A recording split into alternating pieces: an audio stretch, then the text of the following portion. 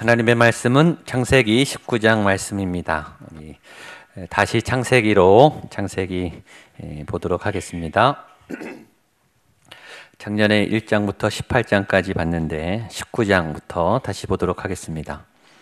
1절로 11절까지 제가 한 절, 여러분 한 절, 구약 창세기 19장 1절부터입니다. 저녁 때 두 천사가 소돔에 이르니 마침 롯이 소돔 성문에 앉아 있다가 그들을 보고 일어나 영접하고 땅에 엎드려 절하며 이르되 내 주여 돌이켜 종의 집으로 들어와 발을 씻고 주무시고 일찍이 일어나 갈 길을 가소서. 그들이 이르되 아니라. 롯이 간청하며 그제서야 돌이켜 그 집으로 들어오는지라. 롯이 그들을 위하여 식탁을 베풀고 무교병을 구우니 그들이 먹으니라. 눕기 전에 그 성 사람 곧 소돔 백성들이 노소를 막론하고 롯을 부르고 그에게 이르되 오늘 밤에 내게 온 사람들이 어디 있느냐 이끌어내라. 우리가 그들을 상관하리라. 무리에게로 나가서 뒤로 이르되 청하노니 내 형제들아 이런 악을 행하지 말라. 청하건대 내가 그들을 너희에게로 이끌어내리니 너희 눈에 좋은 대로 그들에게 행하고 이 사람들은 내 집에 들어왔은즉 이 사람들에게는 아무 일도. 그들이 이르되 너는 물러나라. 또 이르되 이 자가 들어와서 거류하면서 우리의 법관이 되려 하려는도다. 이제 우리가 그들보다 너를 더 헤아리라 하고 롯을 밀치며 가까이 가서 그 문을 부수려고 하는지라. 손을 내밀어 롯을 집으로 끌어들이고 문을 함께 읽겠습니다. 문 밖에 무리를 대소를 막론하고 그 눈을 어둡게 하니 그들이 문을 찾느라고 헤매었더라. 한 달을 잘 지냈습니다. 기도하면서 요새 신방하고 또 말씀을 준비하며 예배를 섬기면서 느끼는 느낌이 있어요. 하나님이 2015년에 뭔가 놀라운 일을 행하시겠다. 뭔가 심상치 않다. 하나님이 이 교회를, 이 목양교회를, 성도님들의 삶을 뭔가 들썩들썩 뭔가 하실 것 같아요. 이 예감이 영적인 예감이에요. 여러분들 하나님께서 일하시는 영의 세계를 놓치지 않게 되기를 바랍니다. 세상의 뉴스는 배드 뉴스가 많아요. 뉴스를 요새 보기 싫을 만큼 막 꺼버리고 싶을 만큼 안 좋은 소식 계속 몰려오죠. 그 얘기를 들으면 마음이 어두워져요. 그러나 고개를 들고 하나님의 영광을 보고 하나님의 임재를 경험하면 소망이 생겨나고 기대가 생겨납니다. 여러분 믿음의 눈을 열게 되기를 바랍니다. 하나님이 놀랍게 여러분들의 삶을 다스려 주실 줄로 믿습니다. 여러분 가는 사람이 차지하는 사람이 임자예요. 2015년 2월을 아무도 살아본 사람이 없어요. 한 번도 안 가봤고 누구도 먼저 가지 않았어요. 그 땅은 우리가 다 처음 가보는 겁니다. 약속의 땅을 취하십시오. 믿음으로 여러분들 선포하고 하나님이 내게 인도하신다. 하나님이 예비하신다. 믿음으로 그렇게 나아갔으면 좋겠습니다. 다시 창세기 말씀을 보려고 합니다. 왜 작년부터 하나님이 창세기 말씀을 주시는가? 저 나름대로 생각을 해봤어요. 제가 새롭게 목양교회에 와서 목회를 하면서 또 목양교회를 향해서 하나님이 왜 창세기에 대한 말씀을 나누라고 이렇게 하셨는가? 두 가지 이유가 생각이 났습니다. 하나는 첫 번째는 창세기는 기원에 관한 책입니다. 시작에 관한 책이죠. 뿌리에 관한 책입니다. 인간의 뿌리, 또 시작의 뿌리, 이 세상의 기초가 담겨있는 책이죠. 교회가 새롭게 시작하고 있습니다. 2015년이 새롭게 시작하고 있어요. 시작의 기초에 뿌리가 건강해야 되죠. 기초가 튼튼해야 하죠. 그 원리가 창세기 안에 있습니다. 시작을 어떻게 해야 하는가? 어떻게 뿌리를 깊이 내려야 하는가? 창세기 안에 그 시작과 뿌리와 기원에 대한 메시지가 있습니다. 그리고 두 번째는 새 출발과 함께 새로운 시대, 새로운 해, 새로운 상황, 새로움에 필요한 것이 창조의 능력이죠. 왜냐하면 다 새롭게 하기 때문에 새롭게 무엇인가를 할 수 있는 힘, 새롭게 적응할 수 있는 힘, 새롭게 뚫어낼 수 있는 힘. 왜냐하면 다 새롭게 오기 때문이죠. 시대가 새로워지고 있고 사람이 바뀌고 있고 또 여러 상황들이 새롭게 바뀌어지고 있습니다. 그래서 새로운 예배가 필요해요. 새로운 말씀이 필요해요. 새로운 은혜가 필요해요. 받은 은혜도 소중합니다. 받은 전통도 소중해요. 간직할 것을 잘 간직해요. 지켜야 될 것을 잘 지켜야 됩니다. 그러나 새롭게 업그레이드 하셔야 돼요. 옛날 방법은 안 통하죠. 옛날 방식대로 하는 게 지금은 먹히지가 않아요. 새롭게 하나님의 은혜로 새롭게 해석하고 새롭게 만나고 새롭게 은혜를 받아야 하셔야 합니다. 옛날 은혜로 가지고는 안 돼요.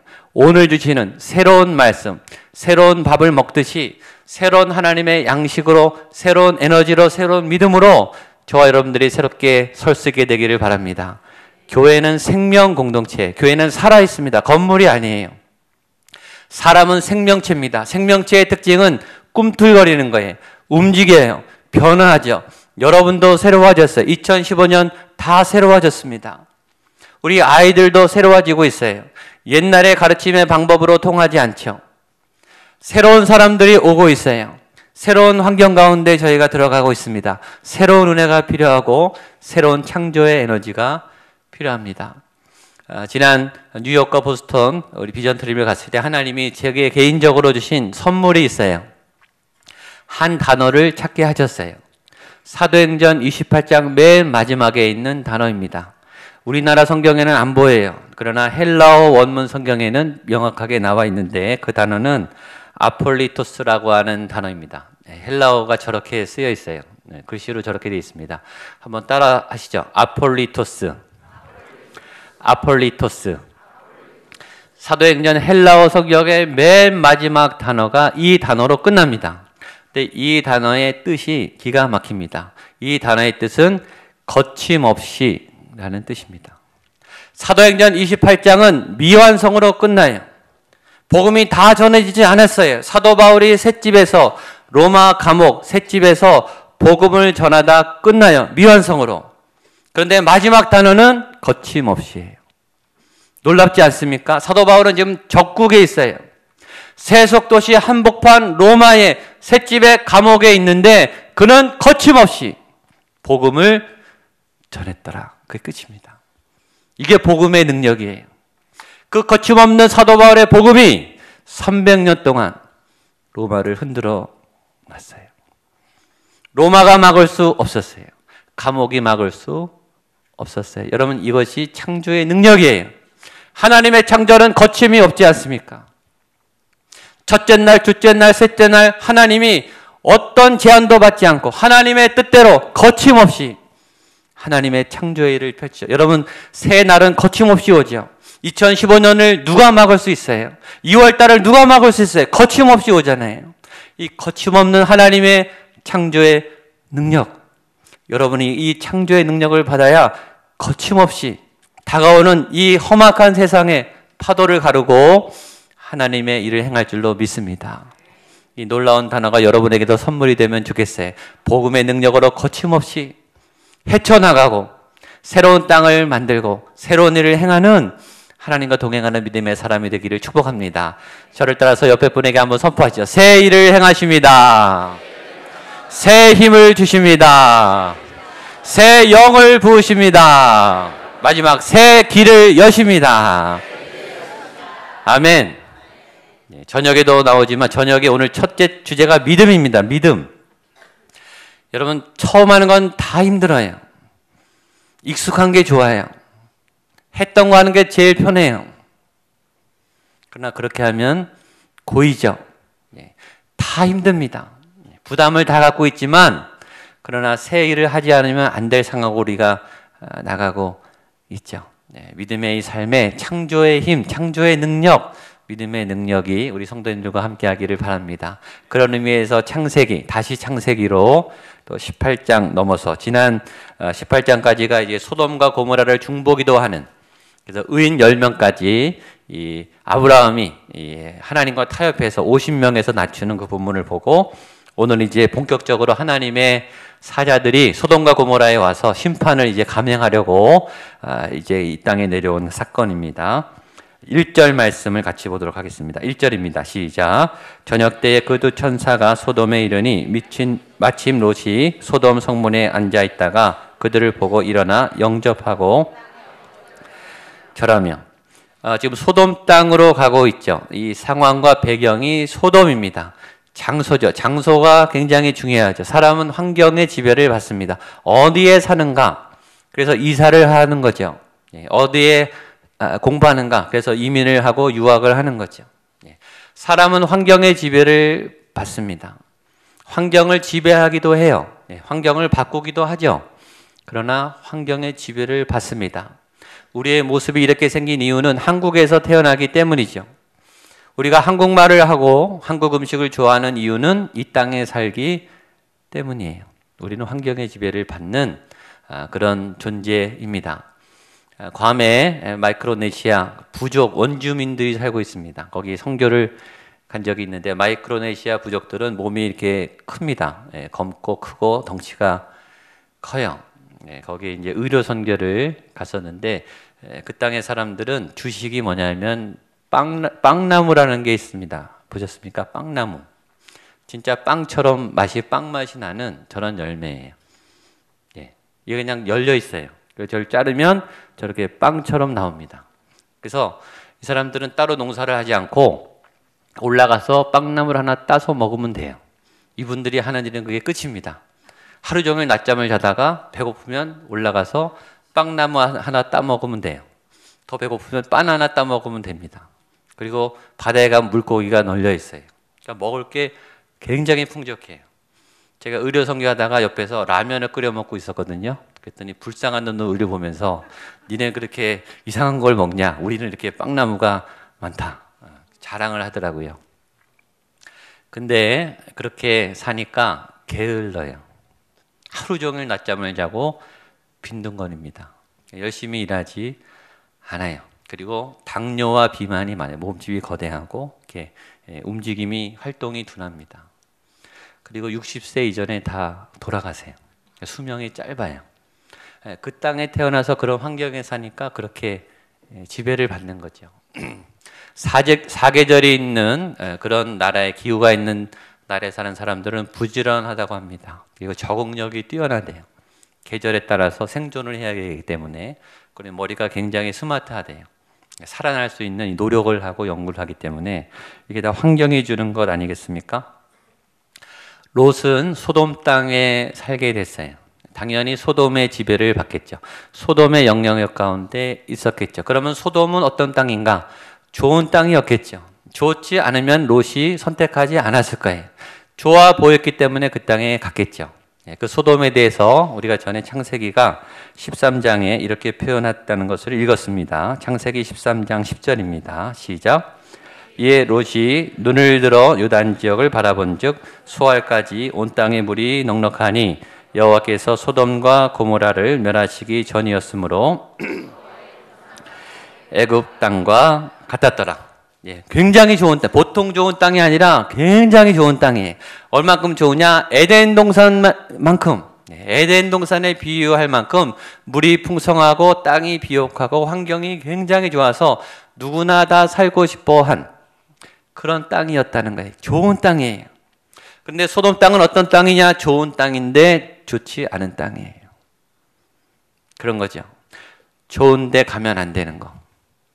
조건이 좋고 환경이 좋고 누구나 원하는데 가면 큰일 나는 그런 환경이었다라는 거죠.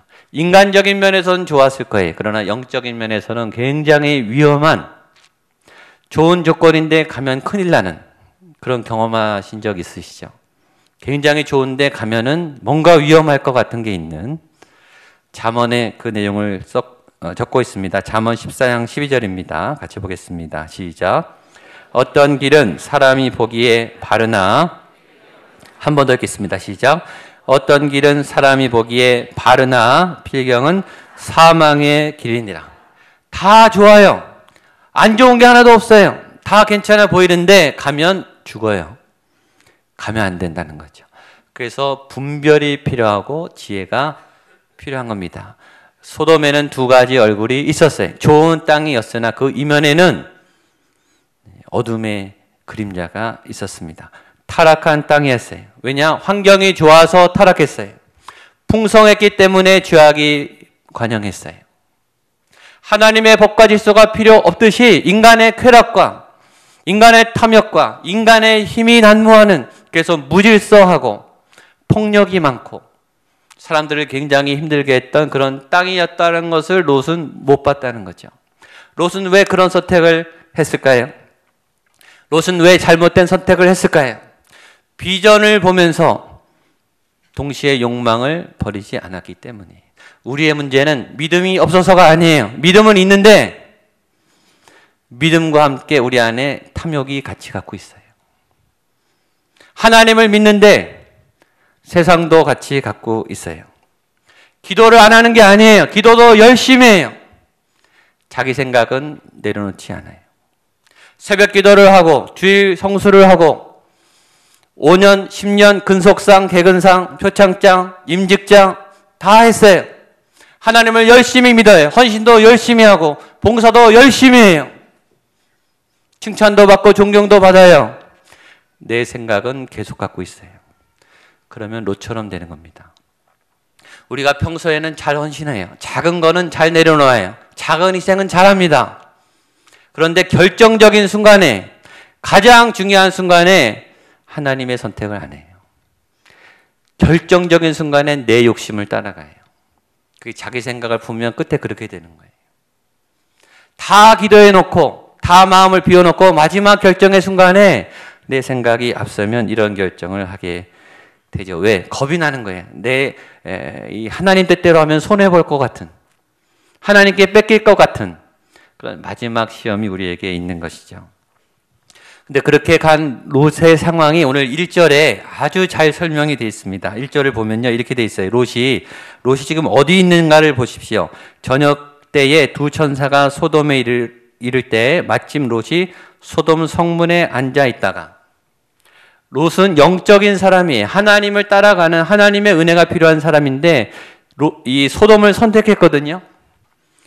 좋은 땅을 갔는데 롯은 지금 어디 있는가? 소돔 안에 있지 않고 소돔 밖 성문에 있는 거예요. 믿음의 사람은, 영적인 사람은요, 좋은 환경이나 세속적인 것에 어울릴 수가 없는 거예요. 일단 들어갔는데 이게 안 섞여지죠. 어떻게 섞입니까? 어둠이 빛하고 어떻게 섞입니까? 좋다고 들어갔는데 살기는 하는데 같이 어울리지는 못하는 거예요. 성문 밖에 있는 거예요. 두리번거리고. 영적 갈급함 때문에 채워지지 않죠. 행복의 조건이 많고 물질의 풍요가 많은데 내 영은 채워지지 않는 거예요. 롯은 성문 밖에 앉아 있다가 천사를 만납니다. 천사를 영접하죠. 2절, 3절 말씀을 보겠습니다. 시작. 이르되 내 주여 돌이켜 종의 집으로 들어와 발을 씻고 주무시고 갈 길을 가소서. 그들이 이르되 아니라 우리가 거리에서 밤을 새우리라. 롯이 간청하매 그제서야 돌이켜 그 집으로 들어오는지라. 롯이 그들을 위하여 식탁을 베풀고 무교병을 구우니 그들이 먹으니라. 또 하나의 굉장히 중요한 메시지가 있습니다. 우리가 뭘 보느냐에 따라서 우리의 행동과 태도가 바뀐다는 거예요. 롯은 이 두 천사를 보자마자 하나님의 천사인 것을 알았어요. 하나님의 메시지를 갖고 있는, 하나님의 어떤 움직임을 갖고 있는 하나님의 사람인 것을 알아보니까 그대로 행동하잖아요. 천사를 천사로 영접해요. 하나님의 사람을 하나님의 존귀한 사람으로 영접해요. 반면에 소돔 사람들은 태도가 달라요. 이 천사들을 천사로 알아보지 못하고 사람으로 봐요. 아니, 사람으로도 취급 안 해요. 보십시오. 4절 5절입니다. 보겠습니다. 4절 5절 시작. 그들이 눕기 전에 그 성 사람 곧 소돔 백성들이 노소를 막론하고 다 모여 그 집을 에워싸고 롯을 부르고 그에게 이르되 오늘 밤에 사람들이 어디 있느냐 이끌어내라. 우리가 그들을 상관하리라. 롯은 하나님의 사람들 천사를 보고 천사의 대접을 극진히 하지만 정성을 쏟는 대접을 하고 공경을 하는데, 사람들은 이 천사를 어떻게 대합니까? 끌어내라. 우리가 상관하리라. 상관하리라 무슨 말인지 아십니까? 성관계를 하겠다는 거예요.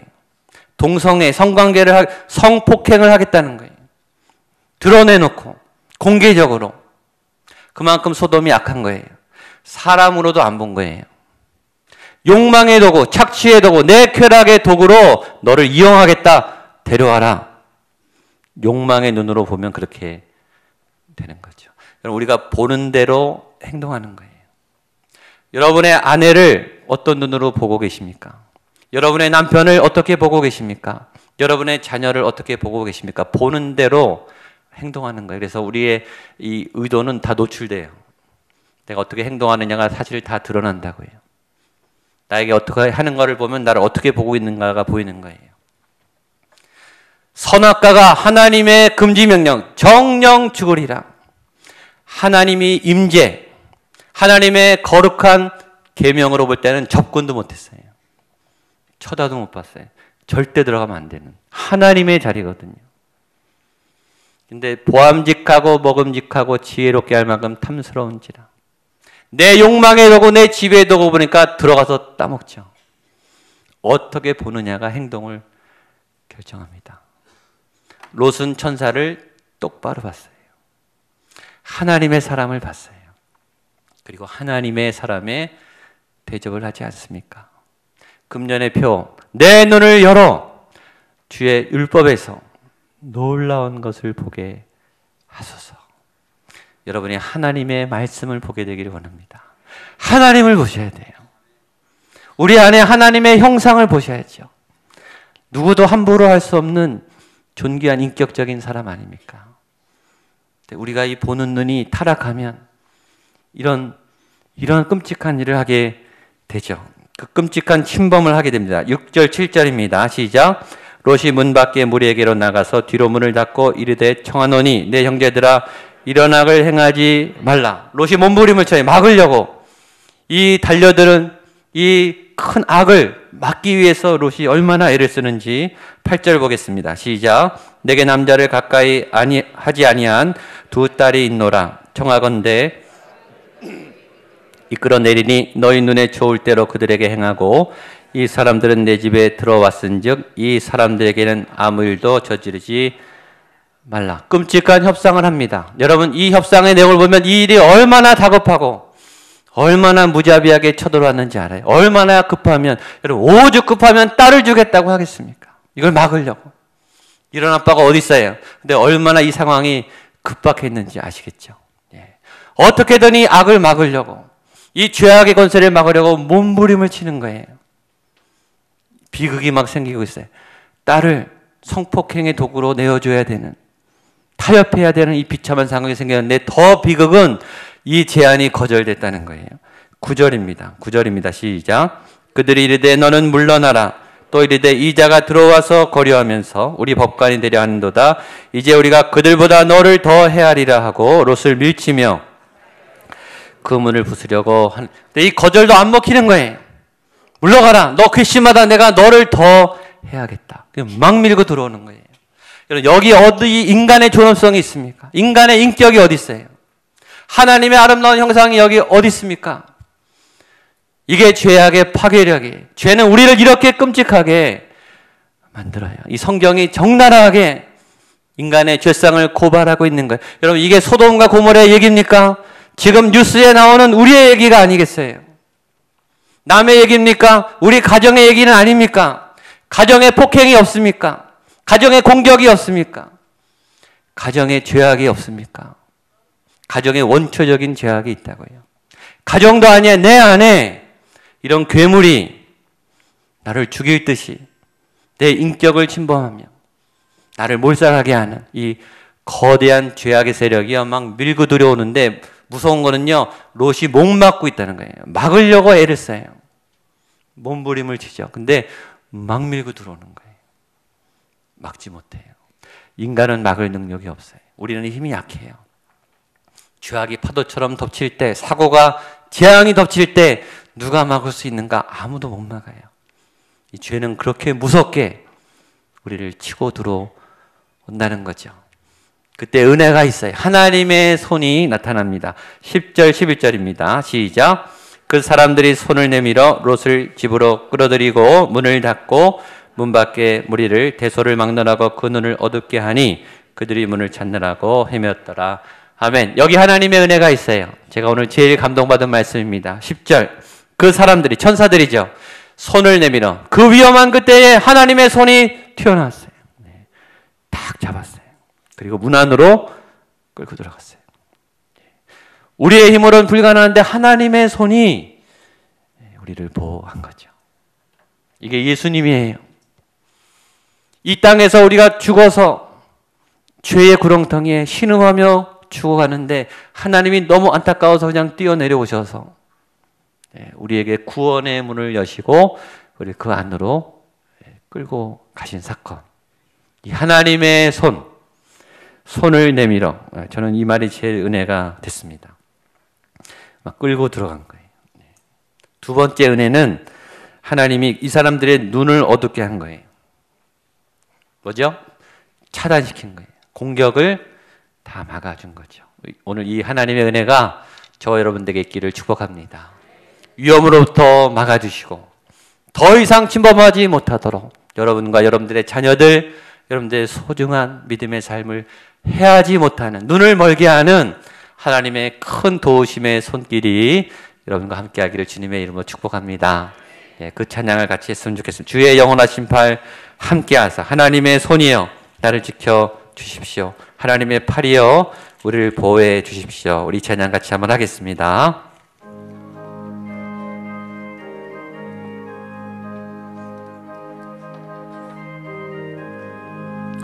고난 내 영혼 편히 쉴 것과 풍랑이 일어도 안전한 폭풍까지도 다스리시는 주의 영원한 팔을 지혜. 아멘. 주의 영원하신 팔 함께하 항상 나 붙드시니. 아멘. 어느 곳에 가든지 요동하지 않 주의 팔을 지함이라. 주의 팔을 의지함이 세상 친구들 나를 버려도 예수는 함께 동행함으로 주의 은혜가 충만하리니. 주의 영원한 팔을 의지해 주의 영원하신 팔 함께하 항상 날 붙드시니. 어느 곳에 가든지 요동하지 않음은 주의 팔을 의지하. 나의 믿음이 연약해 미리 예비한 힘을 주시며 위태할 때도 안보하시는 주의 영원한 팔을 의지해. 아멘. 주의 영원하신 팔 함께하 항상 나를 붙드시니. 어느 곳에 가든지 요동하지 않음은 주의 팔을 의지. 4절 능치 못한 것 주께 없으니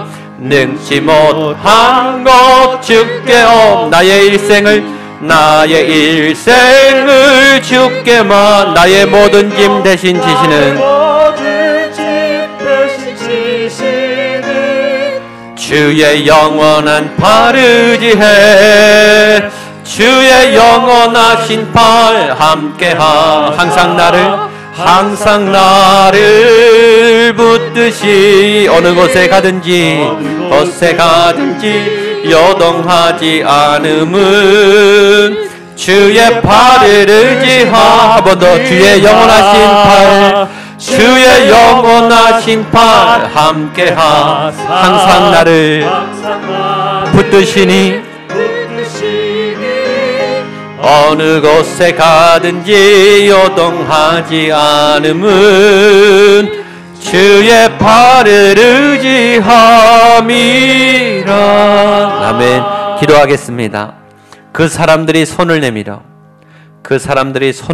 롯을 집으로 끌어들이고 문을 닫고 문 밖에 머리를 대소를 막론하고 그 눈을 어둡게 하니 그들이 문을 찾느라고 헤매였더라.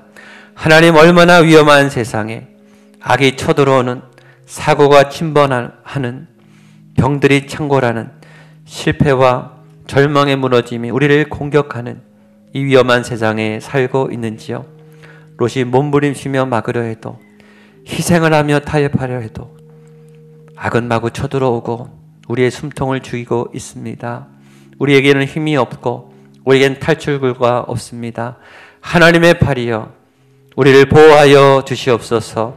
당신의 영원한 팔로 우리를 지켜주시고 우리 가족과 우리의 자녀들의 생명과 건강과 안전을 지켜주시옵소서. 피난처가 되신 하나님, 우리에게 위로가 필요합니다. 하나님의 든든한 양식이 필요합니다. 너무나 위험한 세상에 하나님의 성전 안에 피난처 되신 그 하나님을 만나러 왔습니다. 주님, 당신의 백성들을 보호하여 주시옵소서.